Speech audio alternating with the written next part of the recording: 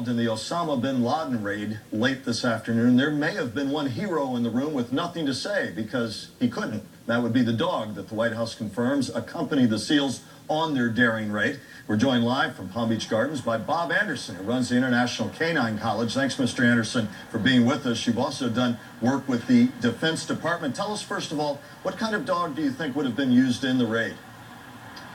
They either used Belgian Malinois or a German Shepherd. Those are two breeds of choice by the Department of Defense. I think as we talk to you, you have some footage of dogs you work with, a Bloodhound and a Belgian Malinois. Talk about how the dog used on this commando raid would have been used, and how the dog would have been outfitted for this raid.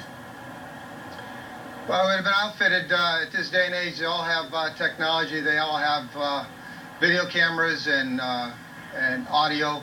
So I'm sure when they sent the dog in, multiple purposes, he could have been trained for scent identification. In other words, they wanted a dog go in. They're watching my video, so they know the layout of the building.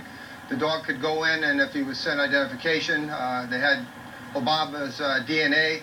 They could have sent him so he could have pinpointed where exactly in this mansion he was, or locate what part of the house he's in.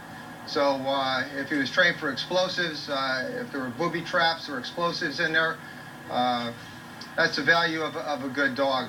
Multi-purpose, scent identification, explosives, to get the layout of the building, so when they do their dynamic entry, you always want to know where to go as opposed to going into the unknown. There are eyes and ears early on, but talk about how the dog itself is protected. I'm sure a lot of viewers are saying that's great. It was wonderful to have that early warning system in the dog, but the dog itself, of course, is protected as well. I assume probably some kind of body armor, perhaps, even for the dog?